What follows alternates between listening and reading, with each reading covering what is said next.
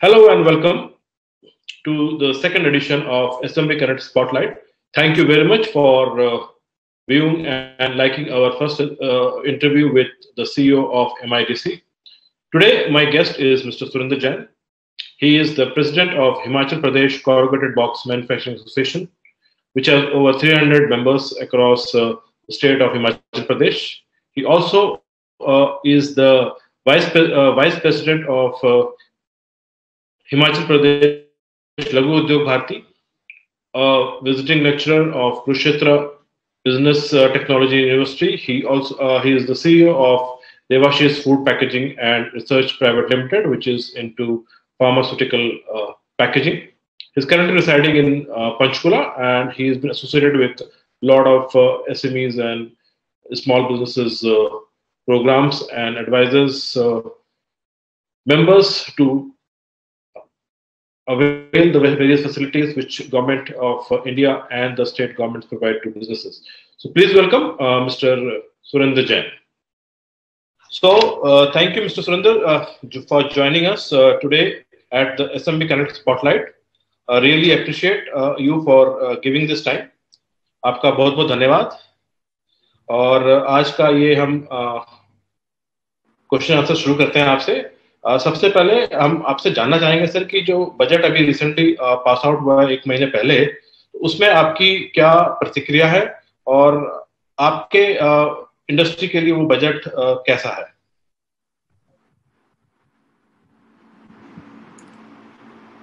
Thank you Sandipan जी, आपने मुझे ये अपॉर्चुनिटी दी आज. तो जो क्वेश्चन आप कर रहे हैं बजट के बारे में, मेरा कहना इसमें ये है कि सरकार ने जो बजट दिया है ये बहुत ही सोच समझ के बजट बनाया गया है. जैसे कि हमारी फाइनेंस मिनिस्टर ने बोला भी था कि मैं ऐसा बजट दे रही हूँ जो काफी सालों से नहीं मिला है. तो उन्होंने शायद उसी बात को नजर में रखते हुए ये बजट बनाया गया है. तो इसमें उन्होंने सबसे ज्यादा ध्यान जो रखा है मेरे हिसाब से वो एक स्टार्टअप के लिए रखा है. जो मैं एमएसएमई सेक्टर में काम करता हूं और इंडस्ट्रियल सेक्टर में काम करता हूं, तो उस पर ज्यादा नजर रखते हुए मैं बात करूंगा आपसे कि उन्होंने स्टार्टअप के ऊपर ज्यादा काम किया है इसमें और उसको काफी अच्छे नजरिए से देखा है अगर मैं कहूँगा तो. जैसे कि उन्होंने, अभी मैं पढ़ रहा था आंकड़े में कि 23 दिसंबर तक 41,000 समथिंग जो लोग थे 2020 तक, उनको उन्होंने स्टार्टअप में फंड्स अलॉट किए हैं. और जो उन्होंने एक ट्रेस आउट किया है, जो 39,000 स्टार्टअप हैं उनको 4,70,000 नौकरियां हमें स्टार्टअप से मिलेंगी. और एक फंड उन्होंने उसके लिए बनाया है, वैल्यू फंड, जो 10,000 करोड़ का फंड है, जिसमें वो स्टार्टअप को फंड अलॉट करेंगे. एक बहुत अच्छी बात है कि 10,000 करोड़ का फंड उन्होंने स्टार्टअप के लिए बनाया है. नंबर 2, उसमें कोलेटरल फ्री लोन जो स्मॉल सेक्टर को दिया जाना था वो 5 करोड़ तक की लिमिट उन्होंने फिक्स की है कि 5 करोड़ तक कोलेटरल फ्री लोन एक कोई इंडस्ट्री को मिलेगा. ये बहुत अच्छी बात है कि अगर किसी को बिना कोलेटरल सिक्योरिटी के 5 करोड़ का लोन मिल जाता है तो मेरे ख्याल से एक बहुत अच्छी स्टार्टअप उसके लिए हो सकती है. लेकिन उसमें सरकार से हमारी डिमांड थी कि वो लोन 5 करोड़ का माइक्रो में रखे, 15 करोड़ का स्मॉल में रखे और 35 करोड़ का मीडियम स्केल में रखे. बट वो थोड़ी डिमांड अभी पेंडिंग है हमारी. और फॉरेन एक्सचेंज मैनेजमेंट के बारे में भी हमारी डिमांड है कि उसको भी थोड़ा सा फॉरेन इन्वेस्टमेंट को बूस्ट करने के लिए उसमें कोई नियम में थोड़ी सी रिलैक्स मिल जाए, जिससे कि फॉरेन इन्वेस्टमेंट हमारे यहाँ ज्यादा आए. एक बहुत अच्छी बात इस बजट में थी कि उन्होंने एग्रीकल्चर ग्रोथ के लिए बहुत काम किया है. मैं समझता हूं कि एग्रीकल्चर ग्रोथ में जो उन्होंने एग्रीकल्चर के लिए काम किया है सेक्टर में, तो उसमें सबसे ज्यादा जो हमारी कंट्री में, क्योंकि मैं पैकेजिंग सेक्टर से हूँ और इसमें काफी काम करता हूँ, हमारी जो agriculture fruits and vegetables, due to proper packaging, proper उसका स्टॉक, प्रॉपर लॉजिस्टिक सिस्टम हमारी कंट्री में बिल्कुल भी नहीं है. जिसके लिए उन्होंने काफी कुछ सोच समझ के स्कीमें निकाली हैं, जिससे कि अब एग्रीकल्चर को उसकी कीमत, सामान की कीमत पूरी मिलेगी लगभग। अभी वो 2-3 हाथों के बीच में से निकल के उसकी क्रॉप्स जो है मार्केट तक पहुंचती थी, और एग्रीकल्चर को जो फार्मर्स था उसको उसकी कीमत प्रॉपर नहीं मिल पाती थी। तो उसके लिए भी उन्होंने काफी काम किया है। मैं समझता हूं कि अगले 2-3 साल में आपको फ्रूट और वेजिटेबल्स की क्वालिटी भी बहुत अच्छी क्वालिटी मिलेगी, जो अभी सर्व हो रही है कस्टमर को, वो क्वालिटी भी बहुत अच्छी मिलेगी। और जहां तक कीमत का सवाल है, वो फार्मर्स को उसकी कीमत भी पूरी मिलेगी। ये बहुत अच्छा काम उन्होंने किया है बजट में। दूसरा, एक उन्होंने PLI स्कीम चलाई है, जिसमें वो प्रोडक्शन लिंक सब्सिडी इंडस्ट्रीज को दी है उन्होंने। तो उसमें प्रोडक्शन लिंक सब्सिडी में बहुत सारे सेक्टर ऐसे हैं, कई सेक्टर, इस बार उन्होंने इलेक्ट्रॉनिक्स को भी उसमें शामिल किया है, जिसमें काफी बूस्टिंग आएगा इंडस्ट्रियल। तो काफी कुछ इसमें बजट में हमारे को रिलैक्सेशन मिली है। तो मैं समझता हूँ कि मोदी जी ने और हमारी सरकार ने मिलकर फाइनेंस मिनिस्टर के साथ बहुत अच्छा बजट दिया।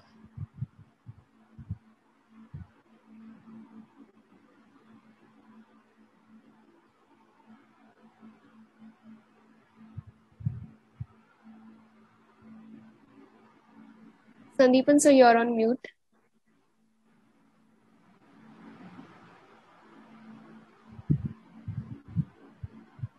What you talked about as in the agriculture sector, I think it has definitely have a lot of impact on Indian economy. I recently went to one of the interior places of Bengal, and since the growth of agriculture last year was very good due to the monsoon, I see a lot of development in that area. I see, I have also seen like Enfield and KTM opening showroom in large in the interiors of the country, which basically will help a lot down the chain. So that's a good thing, but we will not go in detail about agriculture because a lot of controversy is happening, a lot of farm laws agitation is happening. So we'll not discuss that. Let's focus on how you and your association is working. So I would like to understand from you, sir, ki,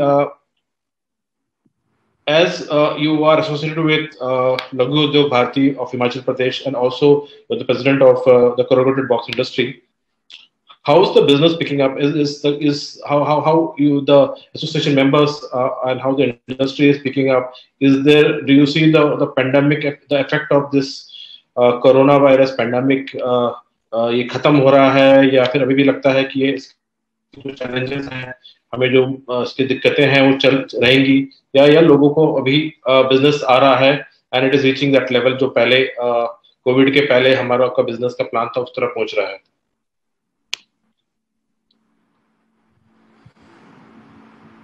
sir, जहां तक आपने association के ऊपर बात की कि हमारी association लघु उद्योग भारती और हमारी पैकेजिंग इंडस्ट्री एसोसिएशन अभी कैसा देख रही है कि कोविड के बाद बिजनेस कैसा आएगा। सर, बिजनेस की स्थिति कोविड के बाद काफी कुछ सुधरी है, इंडस्ट्रीज में काम भी आ रहा है, और रेगुलर जो फंड्स की प्रॉब्लम थी वो भी सॉल्व हो रही है धीरे धीरे। मैं समझता हूं कि कोविड का जो दौर है वो वर्ल्ड वाइज खत्म होने जा रहा है, क्योंकि वैक्सीन भी सभी लोग लगवा ही रहे हैं, और ये लगता है कि अगले कुछ महीनों में 50% 40% लोगों को लग जाएगी वैक्सीन। एयरपोर्ट की स्थिति धीरे धीरे नॉर्मल हो रही है, कुछ एक सिटी है जहां थोड़ी प्रॉब्लम है, लेकिन वो भी मेरे को लगता है कि जल्दी ही गवर्नमेंट उसके ऊपर कुछ ना कुछ कदम उठा रही है, वो ठीक होगा। और हमारे जो कंट्री के लोग हैं, बिजनेसमैन, इंडस्ट्री वाले और बाकी जितनी सर्विस इंडस्ट्री है, वो सब पॉजिटिव है इस चीज को लेकर कि ग्रोथ तो पक्का आनी है और होगी ग्रोथ, और ग्रोथ बढ़ भी रही है। एसोसिएशन का जहां तक सवाल है कि एसोसिएशन अभी क्या कर रही है कोविड के बाद, तो लघु उद्योग की जो स्थिति है वो थोड़ी कोविड के बाद मेरे को लगता है दिक्कत में है, क्योंकि लघु उद्योग के पास कैपिटल है और बाकी जो साधन है, एनर्जी साधन, वो थोड़ा कम होते हैं। और पिछले कोविड टाइम में लास्ट 6 मंथ उसको मेरे ख्याल से कोई दिक्कत में रहा हो, तो जिसके कारण उसकी रिकवरी आने में थोड़ा सा टाइम लगेगा, लेकिन पटरी पे आ जाएगा वो। मोदी जी ने उसके लिए कुछ पैकेज दिए थे लघु उद्योग को, एमएसएमई सेक्टर को, जो बैंक फाइनेंशियल सेक्टर ने मदद की भी है उनकी, और लोगों ने उस मदद का अवेल भी किया है, उस हेल्प को बैंक के। कॉर्पोरेट सेक्टर में जहां तक मैं बात करूं कि अभी क्या चल रहा है, तो एसोसिएशन क्या एक्टिविटी कर रही है। हमारी पेपर से रिलेटेड इंडस्ट्री है सर, कॉर्पोरेट की। इस पे क्राफ्ट पेपर एक मेन आइटम होता है जो हमारा रॉ मटेरियल है। कोविड के बाद उसमें थोड़ी सी दिक्कत आई है, हालांकि काम की कोई दिक्कत नहीं है, काम लगातार बढ़ रहा है।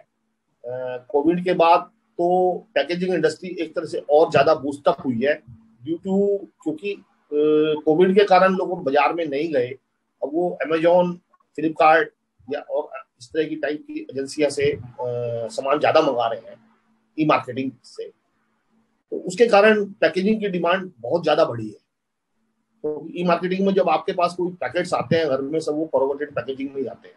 पैकेजिंग सेक्टर बहुत तेजी से बूस्टअप हो रहा है, और मेरे को लगता है कि आने वाले टाइम में बहुत तेजी से बूस्टअप होगा भी।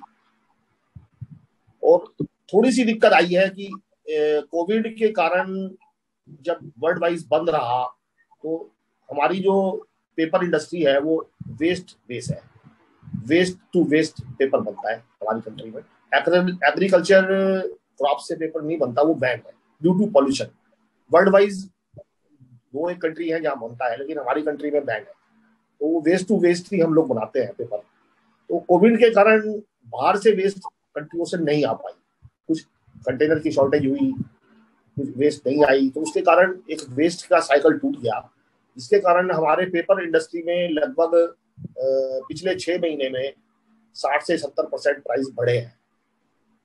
और वो प्राइस बढ़ने के कारण हमारी इंडस्ट्री कुछ नुकसान में आ गई है, क्योंकि कस्टमर्स जो हमारे होते हैं वो एमएनसीज कस्टमर्स हैं, बड़े कस्टमर्स हैं, वो हर महीने रेट नहीं बढ़ा सकते। हमारे जो एग्रीमेंट्स होते हैं 2 महीने के, 3 महीने के, 4 महीने के, तो वो 2-3 महीने बाद उसको रिवाइव करते हैं। तो हम लोग उनको प्रेजेंटेशन भेज रहे हैं, कटिंग्स भेज रहे हैं, न्यूज़पेपर की लगे हैं उस काम में, तो रेट रिवाइव हो जाएगी।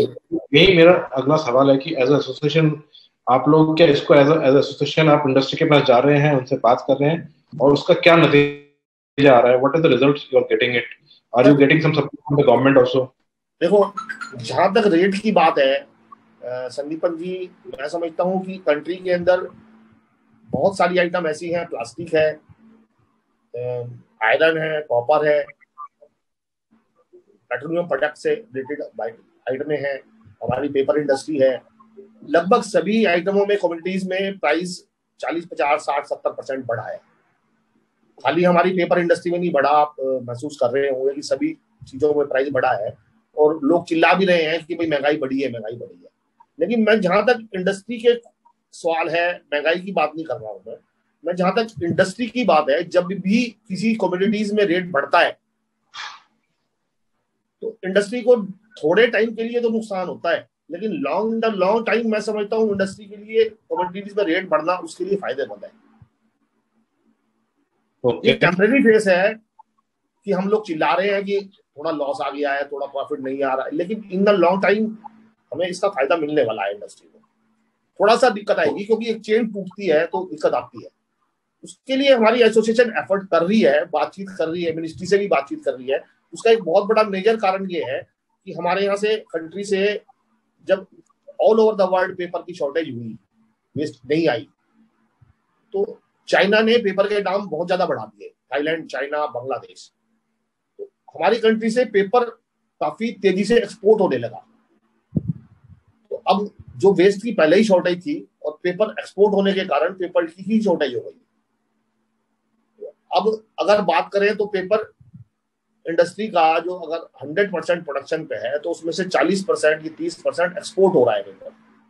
कंट्री को तो फायदा है, फॉरेन एक्सचेंज आ रही है, बट हमारा जो डोमेस्टिक इंडस्ट्री है, जो हमारा इस कॉर्पोरेशन इंडस्ट्री, पैकेजिंग इंडस्ट्री की 10,000 से ऊपर इंडस्ट्री है इंडिया में, और प्रिंटिंग इंडस्ट्री की 10,000 से ज्यादा प्रिंटिंग वाली इंडस्ट्रियां हैं, पेपर से रिलेटेड है, वो इफेक्टेड हो रही है ड्यू टू रॉ मटेरियल।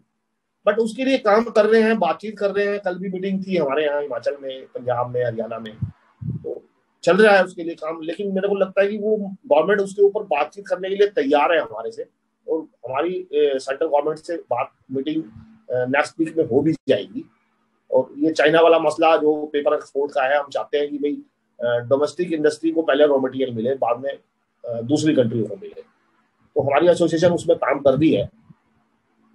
और एक बहुत अच्छी बात है कि अभी मोदी जी ने इलेक्ट्रॉनिक गुड्स इंडस्ट्री को बूस्टअप करने के लिए जो है 2020 की कोई पॉलिसी बनाई है। अभी इलेक्ट्रॉनिक्स जो गुड्स इंडस्ट्री थी उसको हमारे यहाँ से ज्यादा बूस्टअप नहीं था इंडिया से।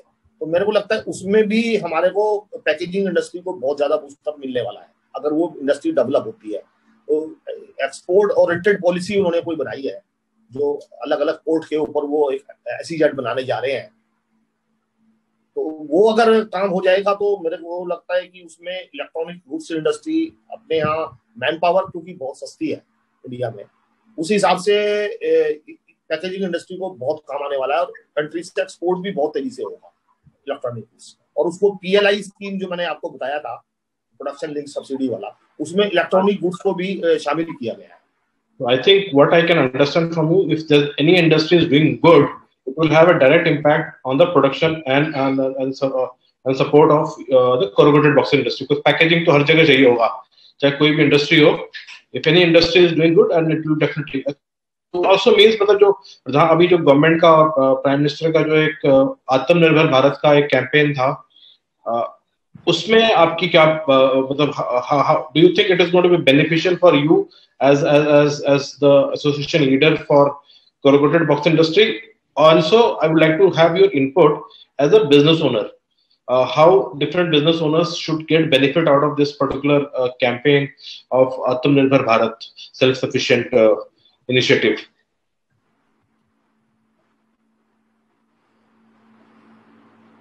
संदीपन सर, बहुत अच्छा क्वेश्चन है ये। आत्मनिर्भर भारत, बहुत पब्लिसिटी भी की जा रही है इसकी, आत्मनिर्भर भारत की एडवर्टाइजमेंट भी बहुत चल रहा है, काम भी बहुत कुछ हो रहा है, स्कीम भी बहुत सारी आ रही है आत्मनिर्भर भारत में। प्रॉब्लम ये है कि स्कीम जितनी ज्यादा है आत्मनिर्भर भारत में, अभी तक उतनी अवेयरनेस नहीं है कि पब्लिक में कि उसको अवेल कैसे करेंगे हम लोग, या उसका अवेल करने का क्या एजेंसी रहेंगी। अभी तक लोग यही सोच रहे हैं कि शायद किसी भी सरकारी पैसे को उठाने के लिए, अवेल करने के लिए वही सिस्टम है पुराने वाला जो पहले होता था। लेकिन मैं समझता हूँ वो चेंज हो गया है काफी कुछ। इस बार वो कागजी कार्रवाई, दफ्तरों के चक्कर लगाना वो लगभग खत्म है, सब कुछ ऑनलाइन है। तो अभी जो हमारा स्टार्टअप आ रहा है, नए एंटरप्रेन्योर्स आ रहे हैं, नए बच्चे आ रहे हैं, उनको ये समझना पड़ेगा कि आत्मनिर्भर भारत में जो मोदी जी ने स्कीमें दी हैं हमें, और जो काम करने के लिए एक फंड्स जगह जगह पे उन्होंने अलॉट किए हैं, जगह जगह स्कीम्स दी है, उनको अवेल करने के लिए उनको आगे बढ़ के आना पड़ेगा, ना कि किसी एजेंसी के माध्यम से, किसी एजेंट के माध्यम से जाएं, वो उसको पढ़ें। क्योंकि अभी एजुकेशनल बच्चे बिना पढ़े लिखे वाले कम है, एजुकेशन अब शॉर्टेज नहीं है। तो जैसे कि NSIC इसके ऊपर बहुत काम कर रही है आत्मनिर्भर भारत के ऊपर, एक हमारी एजेंसी है MSME की। B2B पोर्टल बनाया गया है एक उन्होंने MSME का, ग्लोबल मार्ट के नाम से। वहां पर मार्केटिंग अपनी कर सकते हैं, वो B2B मार्केटिंग हो जाती है, विजिबिलिटी हो जाती है बायर सेलर की अपने प्रोडक्ट की। बहुत सारे मोबाइल ऐप भी है उसका एक। तो इस तरह से आत्मनिर्भर भारत में बहुत सारी स्कीम है। मैं तो बहुत पॉजिटिव हूँ सर आत्मनिर्भर भारत की स्कीमों से। बट हम जो हमारी एक MSME की एजेंसी है जो स्टेट वाइज काम करती है गवर्नमेंट की, हर स्टेट में लगभग, हरियाणा में भी काम करती है, पंजाब में भी, हमारे हिमाचल में भी है, दिल्ली में भी है, सभी स्टेट में, आंध्र प्रदेश में, सभी स्टेट में काम कर रही है। हम सभी लोगों से मिलते जुलते नहीं है।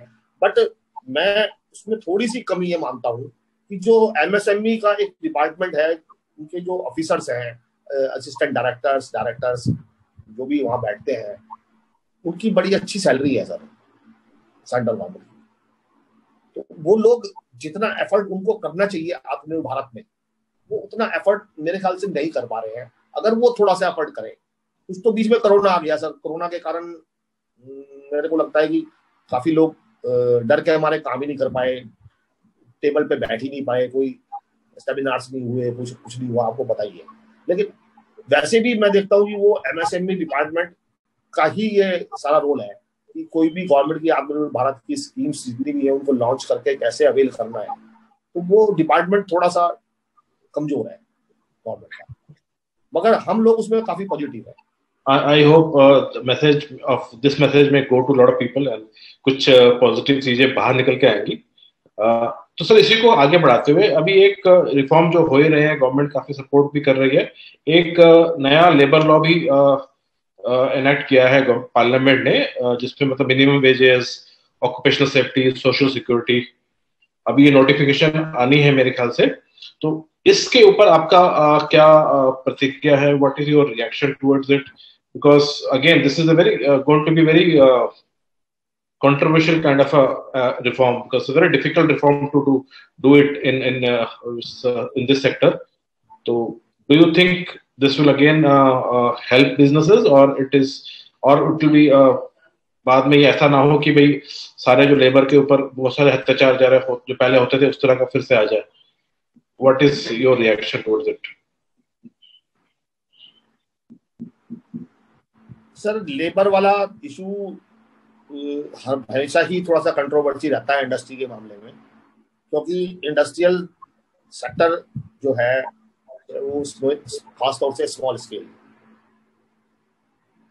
वो थोड़ा सा चूजी है लेबर के मामले में अभी भी। लेकिन रिफॉर्म काफी तेजी से हुआ है लेबर लॉ में। तो एक तो लेबर लॉ में उन्होंने बड़ी अच्छी इस बार रिफॉर्म किया है कि हमारे को लोग इंडस्ट्री वाले ईएसआईसी में और पीएफ में आने से डरते थे, भाई ईएसआईसी में क्यों जाए, पीएफ में क्यों जाए, हमारे अननेसेसरी बर्डन पड़ेगा। तो उसमें उन्होंने काफी कुछ ईएसआईसी और पीएफ में रिलैक्स दिया है कि वो जो एंटरप्रेन्योर्स का एक कंट्रीब्यूशन 12% का है, वो भी सरकार 2 साल के लिए भरेगी। आप ईएसआईसी में लाओ, सोशल सिक्योरिटी उनकी पूरी करो। तो काफी इंडस्ट्रियों ने इस बार ईएसआईसी और पीएफ का नंबर अगर आप देखें नेट पे तो बहुत तेजी से बढ़ा है। मेरे ख्याल से उसमें 20% या समथिंग की तेजी आई है। हाँ जी।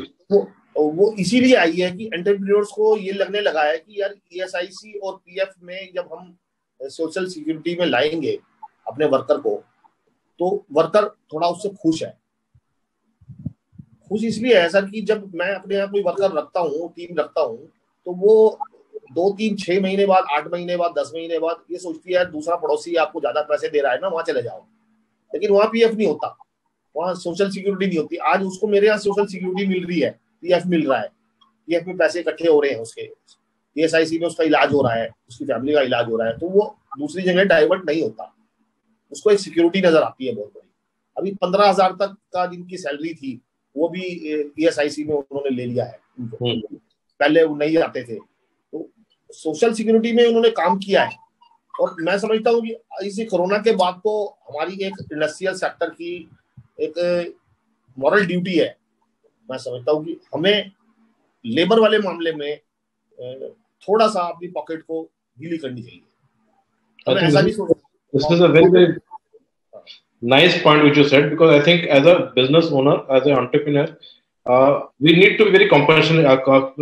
थोड़ा सा हमें दिखाना, क्या कहते हैं, जो हमारी टीम है उनके लिए जो भी कर सके कम है एक्चुअली। हाँ, हमें करना चाहिए। वो जो टीवी पे न्यूज आई थी, जो बड़ा अटपटा सा लगा था कि लेबर बहुत तेजी से भाग रही है सड़कों के ऊपर, अपना झोला उठाए गर्मियों में, पूरे लोगों ने सैलरी नहीं दी, ये नहीं दिया, वो नहीं दिया, वो क्या कुछ फैलाया गया था, क्या था समझ में नहीं आया। बट हमारे हिमाचल की बात करें तो हमने उस दौरान में लेबर को नहीं जाने दिया हिमाचल से। हमने बैरियर लगा दिए थे, नहीं जाने दिया गवर्नमेंट ने हिमाचल से बाहर। उनको सब खाना पीना, उनका सिक्योरिटी, उनकी दवाई हमने पूरी की है, हजारों लेबर की। तो मैं समझता हूँ कि लेबर वाले मामले में यदि गवर्नमेंट को रिलैक्स कर रही है लेबर को, तो इंडस्ट्रियल सेक्टर को पचनी चाहिए बात, उसमें कोई उनकी ऐसा नहीं होना चाहिए। आज के दौर में मतलब आप वो दौर खत्म हो गया कि जब आप किसी को दबा के काम करोगे। अगर उसकी मिनिमम, आप देखो सर महंगाई का दौर है, अगर आप लेबर को पैसा प्रॉपर नहीं दोगे, अभी हमारे यहाँ हिमाचल में लेबर का रेट रिवाइज हुआ है, मिनिमम वेज उन्होंने 9900 कर दिया है, 9900। तो अगर 9900 मतलब 10,000 रुपया मिलेगा उसको मिनिमम वेज, तो अगर 10,000 रुपया मिनिमम वेज मिल रहा है तो मैं समझता हूँ बहुत ज्यादा नहीं है अगर आपने काम कराना है।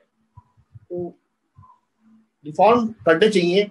और जहां तक ये बात हो रही है कि कुछ जगह उन्होंने लेबर के कानून को भी टाइट किया है। पुराने कानून चले आ रहे थे जहां पे लेबर यूनियन ने थोड़ा सा नाराजगी जताई है कि भाई हमारे दिक्कत आएगी, मगर मैं नहीं समझता कि अब वो दौर चला गया जब इंडस्ट्रियल कोई सेक्टर लेबर को दबाने की कोशिश करेगा। I think I agree with you, because अभी आज के डेट में अपॉर्चुनिटीज भी काफी ज्यादा हैं। लेबर जरूरी नहीं है कि एक ही कंपनी में काम करे, और थोड़े से अगर इंडस्ट्रियल और नॉन इंडस्ट्रियल में जाओ तो वहां पे तो काफी ज्यादा अपॉर्चुनिटीज हैं। If you are a good employ और ए गुड एजुकेटेड पर्सन, आपको काफी अपॉर्चुनिटीज मिल जाती है प्राइवेट सेक्टर में। I am not talking about government sector as such, but it is definitely I think good that you are positive about this labor laws which is going to come. So one more thing, जो अभी during this entire COVID which came out is the need for a digital transformation in businesses. Her business को digital adaptation करना चाहिए। तो आपने as in your organisation आपने क्या किया, और अपार्ट फ्रॉम दैट कौन सी टेक्नोलॉजी अभी जो है जो बिजनेस ओनर्स को इम्प्लीमेंट करनी चाहिए, स्पेसिफिकली मीडियम स्केल की इंडस्ट्री या फिर स्मॉल स्केल इंडस्ट्रीज के ओनर्स को, जो मेरे को जो लगता है, जो मैंने देखा है, वो लोग थोड़ा सा अवॉइड करते थे। मतलब I give you small example, एक वेबसाइट लोगों की नहीं होती थी जो कि बनाने में मेरे ख्याल 25 से 30 हजार का खर्चा होता हो, बट वो एक 25 लाख की गाड़ी में लेके बंदा घूमता होगा, बट वो एक 25,000 इन्वेस्ट करके एक अपनी वेबसाइट नहीं बनाते। तो इस मामले में आपका क्या थॉट प्रोसेस है? क्या आज आपको लगता है आप एज एसोसिएशन इसको प्रमोट कर रहे हैं और आपके मेंबर्स को अडॉप्ट कर रहे हैं कि नहीं कर रहे? तो इसका क्या आपका ये रिएक्शन है सर?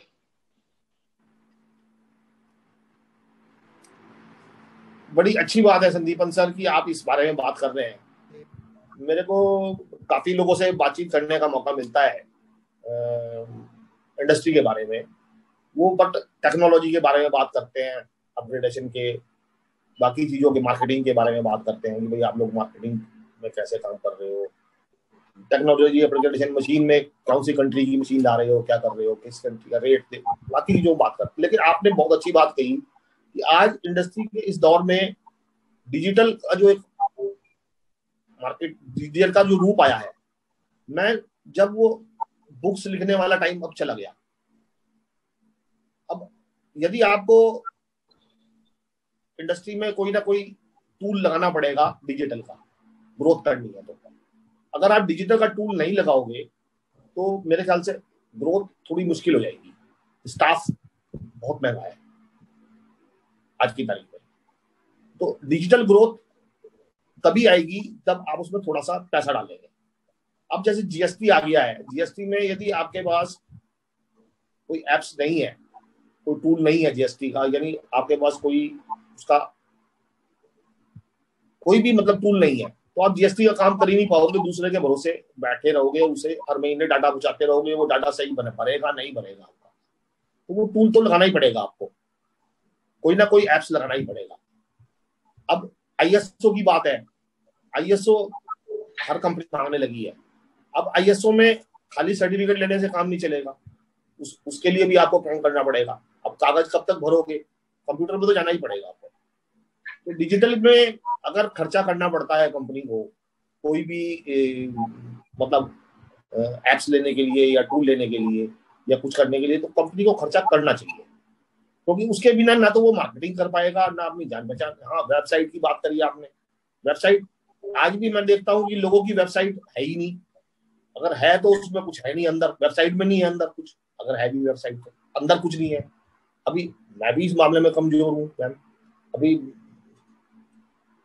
मैडम बोल रही थी आपका कोई प्रोफाइल वेबसाइट बना है, मेरा भी नहीं बना हुआ सर। मैं भी ऐसे ही बता देता हूँ, तो वाकई कमजोरी है। तो लेकिन इस मामले में हमें अपग्रेड होना पड़ेगा। और एक दिक्कत और भी है कि जैसे डिजिटल के लिए जब बात करते हैं, जब हमारे पास कोई इस तरह का टूल आता है, थोड़ा सा महंगा है सर। तो एक जो स्मॉल स्केल माइंड है हमारा माइंड अभी भी स्मॉल स्केल ही है, तो वो स्मॉल स्केल माइंड उसको एक्सेप्ट करने में थोड़ी दिक्कत करता है। बट वो हमें अपना वो माइंडसेट चेंज करना पड़ेगा अब इस दौर में।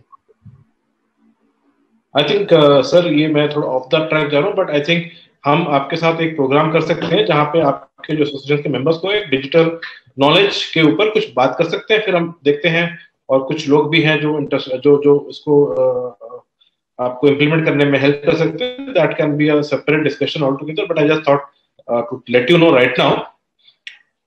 So, sir, since you have been in business for last 30-40 years, and there are a lot of young people are coming in India, मतलब जो आज के डेट में स्टार्टअप्स इंडिया में खुल रहे हैं और आज के डेट में जो नए बिजनेसेस खुल रहे हैं, वो पिछले 15 साल पहले ऐसा नहीं था। तो और जो चैलेंजेस और जो दिक्कतें आपको शायद अपने बिजनेस स्टार्ट करने में हुई हैं, वो शायद आज थोड़ा कम है, बट चैलेंजेस फिर भी हैं। तो मेरे को आपसे जानना है कि आप जो यंग एंटरप्रेन्योर्स आज बिजनेस स्टार्ट करना चाहता है, उसके लिए आपका क्या एडवाइस है? उसको क्या करना चाहिए? शॉर्ट टर्म में क्या करना चाहिए? मिड टर्म में क्या करना चाहिए?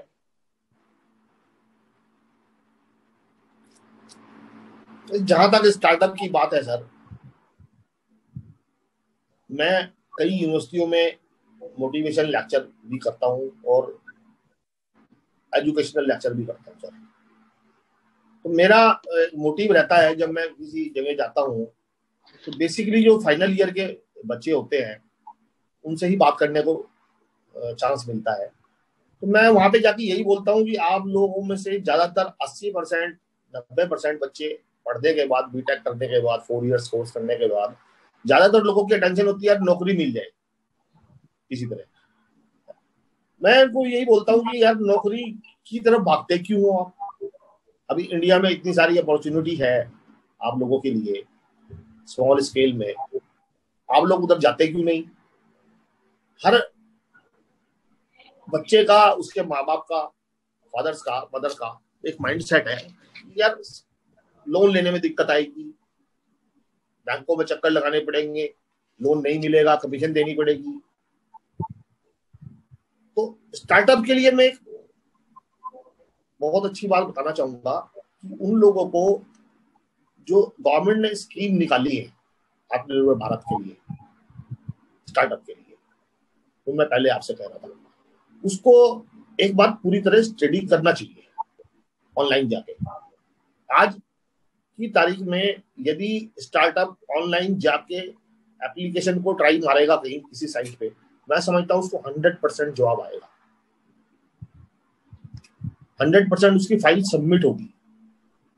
अगर उसने जवाब सही दिया तो उसको पॉजिटिव जो भी वो चाह रहा, लोन या क्वेरी, वो मिलेगी। बच्चों को सबसे बड़ी हेजिटेशन ये है आज की तारीख में कि वो ये चाहते हैं कि घर बैठ के काम हो जाए। घर बैठ के काम होने वाला नहीं है। अपॉर्चुनिटी बहुत ज्यादा है बाजार में स्टार्टअप के लिए। अभी कोविड के बाद बात करें, फार्मा इंडस्ट्री बहुत तेजी से भाग रही है, बहुत अच्छा फ्यूचर है फार्मा इंडस्ट्री का। अभी ई मार्केटिंग बहुत तेजी से भाग रहा है, बहुत अच्छा फ्यूचर है ई मार्केटिंग का। अभी आपने सुना होगा सर, वो ओला कंपनी के ऑनर ई स्कूटर बना रहे हैं, बहुत बड़ी फैक्ट्री लगाई है, कितने करोड़, 1000 करोड़ की इन्वेस्टमेंट की है ई स्कूटर के लिए। तो नई नई चीजें बाजार में आ रही हैं, अभी बैटरी वाली गाड़ियां आने वाली हैं, नई नई अपॉर्चुनिटी आ रही है, नई नई हर चीज की बाजार में। वो पुराने वाला ट्रेडिशनल खत्म हो गया। अब उन्हें ये तलाश करना चाहिए कि नया क्या आने वाला है बाजार में। पुराने ट्रेडिशनल पे नहीं जाए, नए पे तलाश करें कि अब नया दौर क्या आ रहा है। अभी मैं मोदी जी को सुन रहा था एक दिन बैठ के, मोदी जी बोल रहे थे कि अपॉर्चुनिटी के ऊपर, जैसे आपने बोला कि भाई स्टार्टअप को क्या अपॉर्चुनिटी मिलने वाली है और क्या कैसे वो उस लाइन में जाए, तो मोदी जी भी यही बोल रहे थे कि अभी हमारा इंडिया के अंदर जो लोअर सेक्टर था, लोअर वाले आदमी थे, वो अपर में जा रहे हैं, यानी जो बिल्कुल लोअर थे, लैंड लोअर थे, जिसको लैंड लोअर बोलते थे, वो थोड़ा सा मीडियम में आ रहे हैं। अब जो लोअर से मीडियम में जाएगा आदमी, तो उसकी सबसे पहले डिमांड यही होनी है, कपड़ा बढ़िया मिल जाए पहनने के लिए, बढ़िया सा मोबाइल मिल जाए हाथ में। सबसे पहले डिमांड तो कपड़े की आएगी ना उसकी, मुझे आज कपड़ा नहीं रहा पहनने के लिए, कपड़ा आ जाए, जूते आ जाए मेरे पास, जूते नहीं दे। तो ये देखना पड़ेगा कि हमारी कंट्री में डिमांड अब क्या आने वाली है, वो उधर भागे थोड़ा सा, एक ट्रेडिशनल इंडस्ट्री की तरफ नहीं जाए, या जो उनके कोई अंकल, उनके कोई मामा ताया चाचा काम कर रहे हैं, यार ये बहुत पैसे कमा रहा है, यार ये मैं भी यही लगा लूं, तो उन्हें इस तरफ देखना चाहिए कि अभी इंडिया में ग्रोथ किस टाइप की, क्या नई डिमांड आने वाली है, तो वो उस तरफ बात करें। एग्री। आई थिंक जो स्टार्टअप के लिए definitely is the right time, और काफी सारी अपॉर्चुनिटीज होनी चाहिए, और है भी, लोगों को लेनी चाहिए। सर टाइम खत्म होने वाला है, let me ask last question. You have been running your organisation, तो मेरे को जानना है आप अपना बिजनेस कैसे चलाते हैं, आपका लीडरशिप स्टाइल क्या है, क्या ट्रिक्स हैं, क्या एडवाइजेस हैं जो आप बाकी बिजनेस ओनर्स को देना चाहते हैं, कि जिससे उसका वो भी अपना बिजनेस बढ़ा सके। मेरे जैसा बंदा, हम जो छोटी सी जो हमारे बिजनेस चला रहे हैं, हमारे लिए आपकी हम जैसे यंग एंटरप्रेन्योर्स के लिए आपका क्या नहीं एडवाइस सर, है? आप तो बहुत अच्छा बिजनेस चला रहे हैं। आप लोगों की तो हमें एडवाइस चाहिए, आप लोग ही हमें मोटिवेट करते हैं कि भाई, आप लोगों से ही मोटिवेट होते हैं हम लोग भी, हम कोई जन्मजात वो नहीं है, हम ही आपकी लोगों से ही सीखते हैं, आप जैसे लोगों से। जहां तक एसोसिएशन और बिजनेस का सवाल है संदीपन सर, हमारा स्टाइल ऑफ बिजनेस बात करें तो, स्टाइल ऑफ बिजनेस में सबसे पहली चीज तो यह है कि आप जो भी कस्टमर को सर्व कर रहे हैं वो बेस्ट से बेस्ट दें। उसमें यदि आप अपना क्वालिटी कंट्रोल सिस्टम को ठीक नहीं रख पा रहे, अंदर कहीं भी कुछ कमी है, तो वो ठीक करें। ये ना सोचें कि यार जाने दो कोई फर्क नहीं पड़ता, जाने दो कोई फर्क नहीं पड़ता, ये बहुत बड़ी गलती है। आपका जो क्यूसी सिस्टम है, क्वालिटी सिस्टम है, उसको अपग्रेड जरूर करें, हर महीने, हर तीसरे महीने, दूसरे महीने, जब भी मौका मिले। उसमें थोड़ा सा फाइनेंस लगेगा, थोड़ी सी एनर्जी लगेगी, वो लगाए। नंबर 2, जब क्वालिटी सिस्टम आपका अप्रूव हो जाएगा और आप अपग्रेड करना शुरू कर देंगे, तो निश्चित तौर पर आपका जो भी प्रोडक्ट है बाजार में जा रहा है, वो कस्टमर को कहीं ना कहीं एक्सेप्टेबल होना शुरू हो जाएगा और उसकी कीमत भी मिलेगी। कई बार आप किसी प्रोडक्ट के लिए काम करते हैं, कई बार कीमत नहीं मिलती, लेकिन वो कुछ देर की बात है। लॉन्ग टर्म की बात करें तो हमें कोई भी प्रोडक्ट बेचने के लिए उसको क्वालिटी सिस्टम जरूर हमारा अप्रूव होना चाहिए। अगर क्वालिटी सिस्टम में गड़बड़ है तो काम नहीं चलेगा।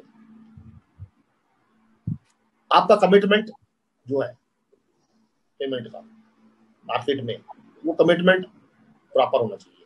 आजकल मैं देखता हूं कि लोगों के कमिटमेंट प्रॉपर नहीं है। जब टेबल पे बैठ के बात करते हैं तो उनकी कोई आवाज होती है, और जब कमिटमेंट का टाइम आता है तो कोई और आवाज होती है। तो वो कमिटमेंट प्रॉपर होना चाहिए उनका। जो अगर कोई कमिटमेंट किया है तो कोशिश करें उस कमिटमेंट को पूरा करें, तभी आपकी फेस वैल्यू बनती है। और जहां तक हो सके, आप जिस भी ट्रेड में हो, जिस भी सर्विस सेक्टर में हो, जहां भी हो, जिसमें भी आपकी स्पेशलाइजेशन है, उसको आगे बांटने की कोशिश जरूर करें। ऐसा ना सोचें कि ये चीज आपके पास है तो आप दूसरे को ना दो। आपके पास तो अच्छी टेक्नोलॉजी है, तो अच्छी बात है, तो उसको आगे बांटने की कोशिश जरूर करें। और नई टेक्नोलॉजी जो भी बाजार में सीखने को कभी कहीं मिले आपको, उसको जरूर सीखें। ये ना सोचें कि यार ये मेरे काम की नहीं है, मेरा तो कभी जरूरत पड़ने वाली नहीं है, इसको नहीं, क्या जरूरत है टाइम वेस्ट करने की। उसको, नई टेक्नोलॉजी को, नई बात को सीखने की कोशिश जरूर करें, क्योंकि आज सीखोगे तो वो कल आप पे कहीं ना कहीं काम जरूर आएगी। तो ये कुछ छोटे छोटी बातें हैं सर, ग्रोथ करने के लिए, जो हमें आगे बढ़ने के लिए मोटिवेट भी करती हैं, और धीरे धीरे हम उससे आगे भी बढ़ते हैं। सोशल एक्टिविटीज में हमें इन्वॉल्व रहना चाहिए कहीं ना कहीं, छोटी मोटी। काफी अच्छी बात कही सर आपने, क्वालिटी इज द प्रीमियम, मतलब जो आप बिजनेस कर रहे हैं उसमें quality output is the most important thing, which is a very very valid point, and I think all the people who are going to listen to this will definitely go to take that as one of the key outcome. Quality product, take care of the payments of your partners and vendors, take care of looking for new technology and sharing the information. मतलब I think this is again very important because लोग information share नहीं करते हैं, अपने पास से होते हैं, जो मेरे को एक कुंजी मिल गई है मैं अपने पास रख के अपने को करूंगा, तो वो होता नहीं है। जितना आप शेयर करेंगे, I think it's a very very valid point. I think sir it's great to talk to you. I think काफी knowledge आपने शेयर करी है, काफी information जो आपने शेयर करी है, it's a very very important thing which all our people who are going to listen to this and hear this will be very happy about it. So thank you very much sir for giving this time, and I hope we will discuss this again in next 3 to 6 months time when some development happens, and maybe we can meet to do something in Himachal Pradesh later on once things open up. Welcome you sir, Himachal Pradesh कभी भी आए आप, और कोई भी meeting organise करनी हो association की, हम जरूर करेंगे आपके लिए, और जो भी उसमें आपकी जानकारियां हैं हम लोगों तक बांटेंगे और उसका फायदा भी उठाएंगे। थैंक यू आपकी कंपनी का बहुत बहुत थैंक यू कि आपने मुझे अपॉर्चुनिटी दी। संदीपन सर, मैडम का उन्होंने मेहनत की, काफी दिनों से लगी मेहनत कर रही थी वो भी हमारे साथ, उनका भी बहुत बहुत धन्यवाद। धन्यवाद, थैंक यू, नमस्कार।